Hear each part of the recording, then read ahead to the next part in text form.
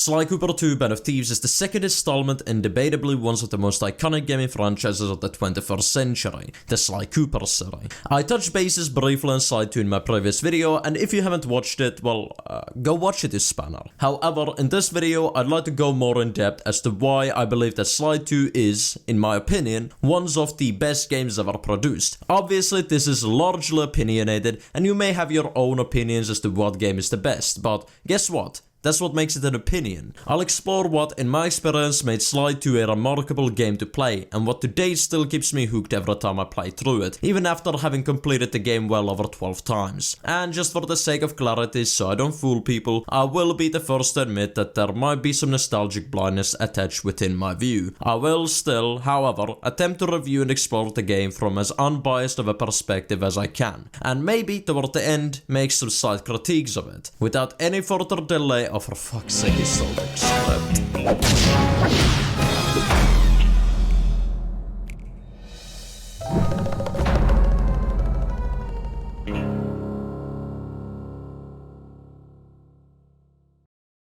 For the sake of understanding and basic commodity, in case you haven't played this game, in which case you're missing out more than your strange father, I'm going to give you the basic details and necessary backstory to understand what I'll be basing this entire video upon. Sly 2 is based off of the events that ended the first game. Probably would have been wise to insert a spoiler alert in the beginning of the video, but here we go, you have 5 seconds.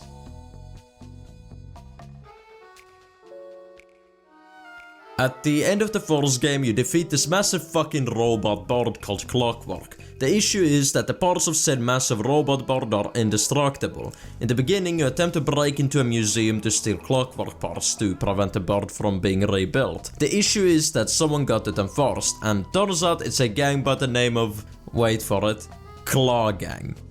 I wish I was kidding. The entire game is built upon this premise. You go around from place to place in an attempt to recover the lost pieces of clockwork from people utilizing them for different reasons. That's what the game's story and gameplay elements are founded upon. That's about all you need to know in order to understand that element. Now for the cast of characters. The cast consists of 3 characters which you play as for the entirety of the game. Sly Cooper, an incredibly agile thief and part of the famous Cooper lineage of thieves. His missions and general gameplay consist on sneakiness and utilizing his incredible gymnastics to complete missions and roam around. Go figure, he's also the protagonist, as you could guess, as the name of the game is eponymous. Bentley, the supposed brain of the group, the one that makes the plans, so to say. His missions and gameplay, in one way or another, most often to do with something related to technology. May that be hacking terminals or just using a computer to squash enemies. And Murray, the muscle of the group. Murray is really dumb but makes up for it in his sheer strength, as you could probably guess. His gameplay and missions focus on the notion of beating people up. The polar opposite to Sly Cooper, I suppose. Now that you understand the basic concepts of the game, I can actually start talking about why, in my opinion, Sly 2 might just be one of the best platformers, or games in general, ever made. As per usual, I'll split the positives into different subcategories and go more in depth as to what elements of what positive really reinforce the game and to what extent.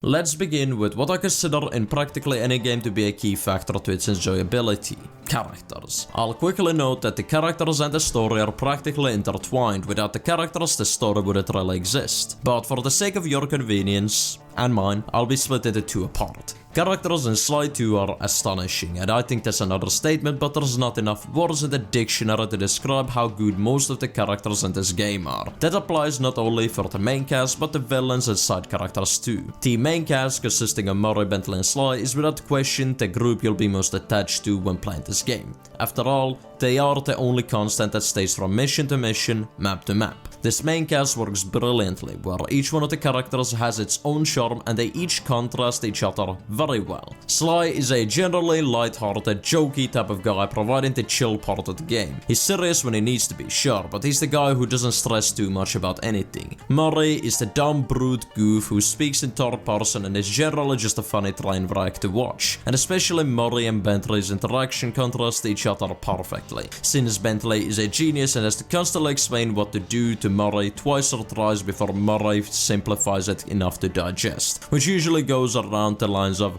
I've got to beat up guys. God damn it, Murray, you're hard to love but you're harder to hate. The main cast brings 3 different personalities that blend together, creating this dynamic that you can't help but love. They all have their distinct skills, personalities and quirks that make them likable and interesting to listen to. My personal favorite is Sly just because, come on, he's cool. But that sense of personality is not only restricted to the main cast, as it is in many games. The side characters such as Carmelita and Neela, though arguably these guys are also a pivotal part of the game, but shut up fucking idiots, have their own likability. I'll be honest, I didn't personally like Neela, but that's more a question of taste. Also that she's a traitorous whore, but that's besides the point. Practically every side character in Sly 2 that I can think of has their own distinct personality and don't feel like they're there just to, well, beat her. The villains are also built up masterfully, as each of them possess a unique trait that makes you want to just beat their asses. They also feel like they belong in the setting which they're a part of. John Bison is an old lumberjack, so he's definitely not going to be stationed in fucking Paris. There's definitely a great variation between the level of ass beating you want to deliver betwixt the villains, sure. I had to contest so much more than I hate say Arpeggio, but that's bound to happen in practically any game and situation, and quite honestly, I think that variation is actually a positive for the most part.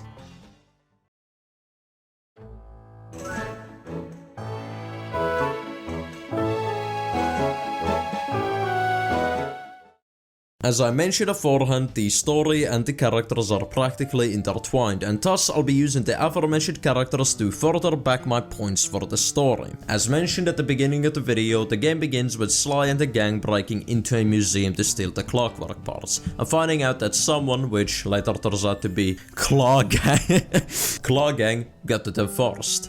Here you meet Carmelita, the head of police and Sly Cooper's crush, a fox and a raccoon.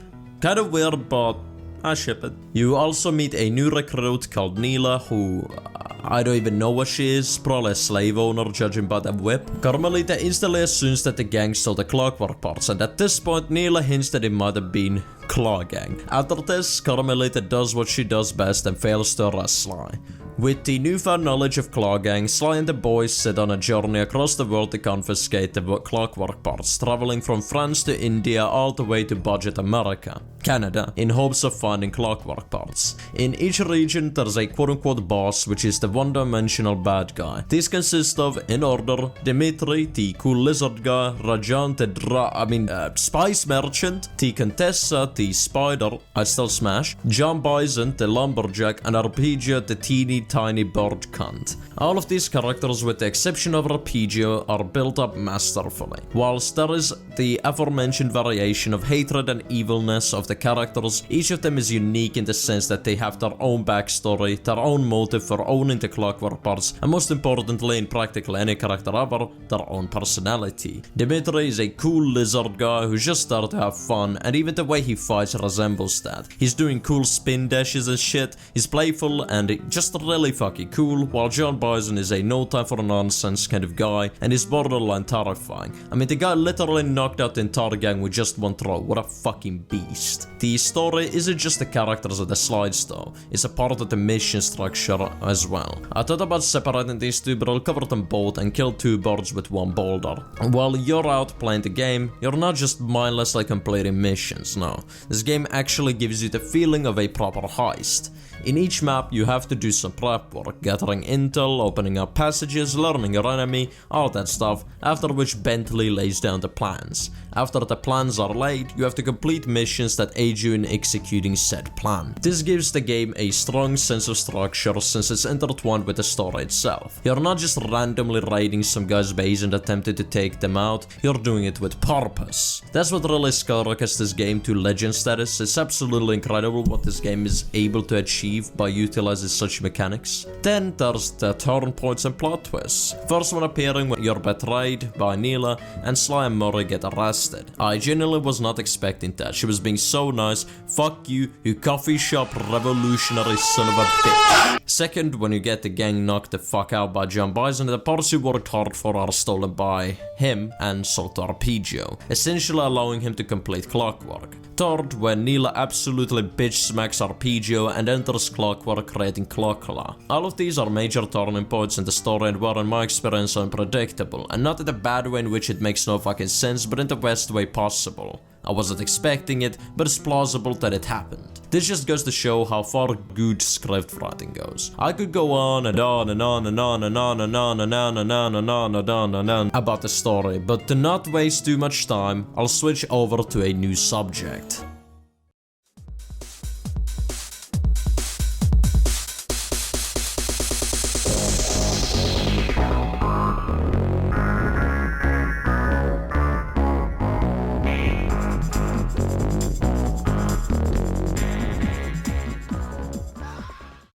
Sly 2 is primarily, in terms of gameplay, a platformer. Well, what makes a good platformer, you may ask? Well, the answer is fairly obvious. The level design. And as far as I'm concerned, Sly 2 did a stellar job. All of the different scenes you're set in feel unique, yet still enjoyable. All of them radiate their own sense of personality, if you can really call it that. I don't know a better word to describe it, really. There is a certain sensation you get when playing in Paris compared to playing in India, and the missions also reflect that. In Canada, you're utilizing bears and hawks and shit, while in Paris you're fighting against French people. Frogs, rats, lizards, and pigs. They're all in their own sense unique and distinct, and even the platforming, albeit naturally having a similar strategy and style, still feels different in each level. The natural atmosphere presented gives you a different incentive of platforming, and it's done very cleverly. Most levels, with the exception of 2, which I'll talk about later on, feel straightforward. You're not jumbled as to how the hell to reach some certain area the game wants you to reach, but it's also not like a just walk forward lol experience where it's almost too easy. It manages to encompass that sense of accomplishment within itself while simultaneously not being difficult, like some games. The game has managed to, in my view, perfectly blend an open world with a linear path, something that even games like Assassin's Creed, in my opinion, didn't fully accomplish. And it's not a point A to B journey, but it's not a point A to W journey either. It's somewhere in between the point A and point G. All in all, there's not really a better way to describe the level design of Sly 2 with other than masterful. It's difficult to really argue that there's something off with it, and that's a fine thing.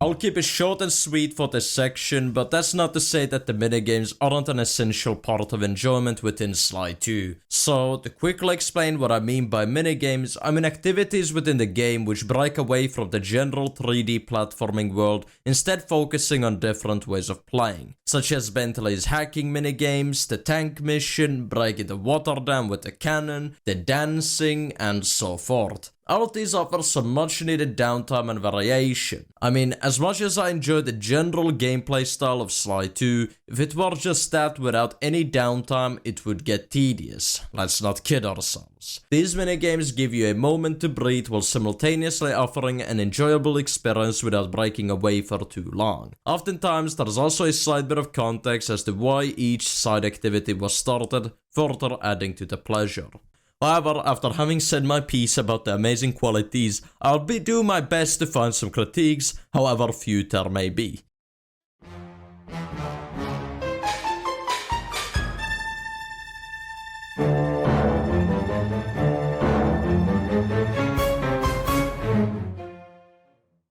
I'll say one thing straight off the bat. I'm a fairly critical guy. I can find flaws in things fairly easily, but there's seriously not much that I can realistically criticize this game for. There's nothing that's majorly wrong in the game or ruins the experience, but I'll still make a few that I personally found to be rather annoying things within the game, but be warned, these are a bit nitpicky, so take them with a grain of salt. Anyway, let's continue.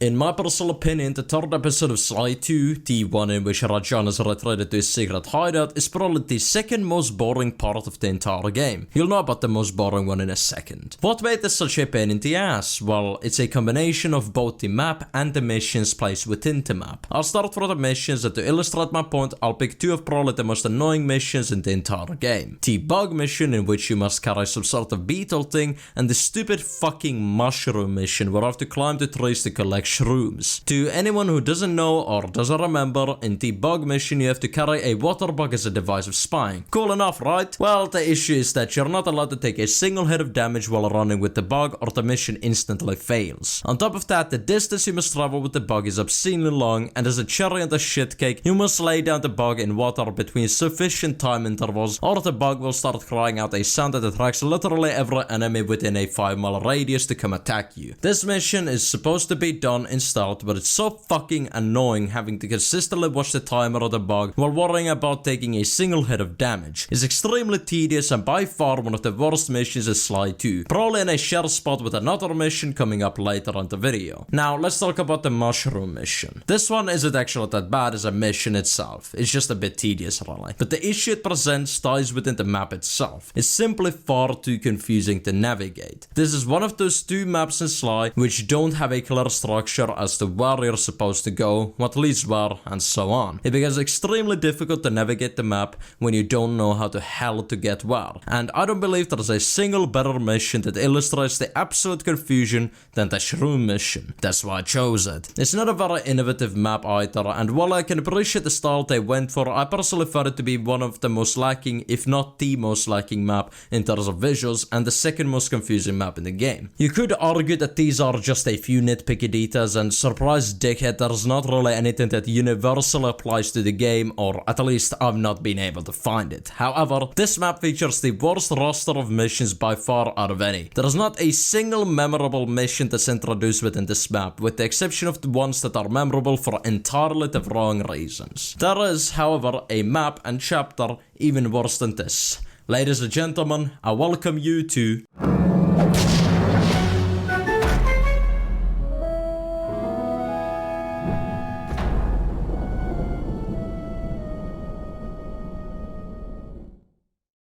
Bit of a controversial opinion, but I'll say it regardless. The final chapter of Sly 2 fucking sucks. The missions are for the most part terrible, the map is a clusterfuck of complete and utter confusion, and even the reveal within the chapter in which Neela betrays RPG to become Clockla is so underwhelming because RPG is such a no-threat character. You actually feel bad for the guy, that's how fucking pathetic he is. Now let's speak of the map for a second. I'll give you 10 seconds to look at it.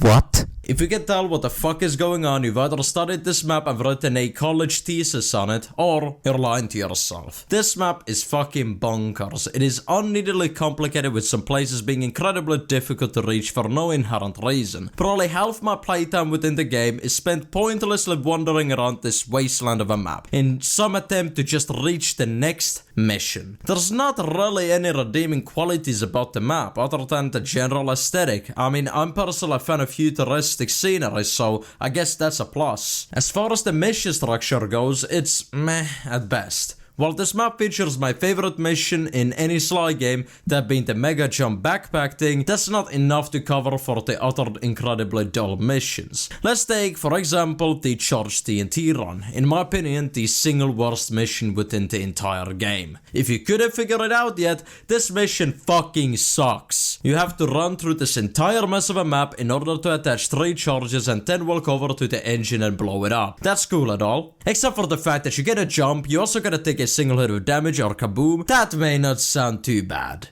But just once more, take a look at this map.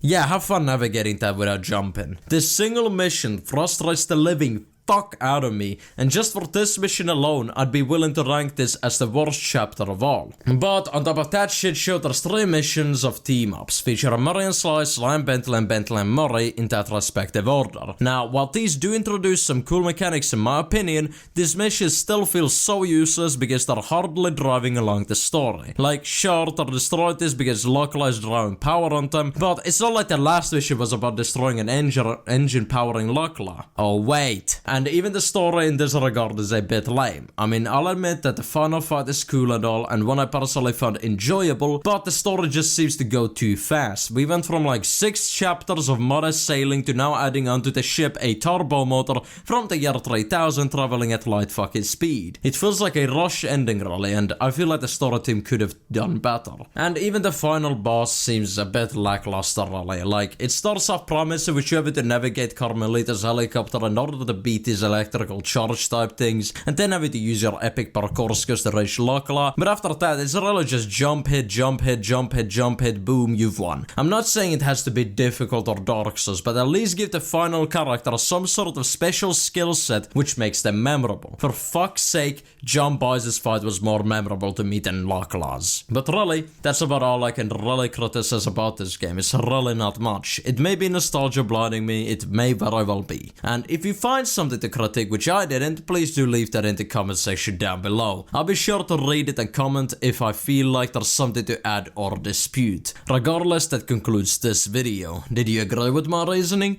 Did you disagree? Tell me in the aforementioned comment section, I'm eager to hear it. If you enjoyed the video, leave a like, and if you didn't, click dislike it. What are you doing here? Like, shouldn't you have clicked off 20 fucking minutes ago? Subscribe if you wish to see more content like this. My upload schedule is a bit sporadic, but shut up. And share if you feel like this is worth sharing, and I'll see you guys the next upload, probably next decade or something. Goodbye.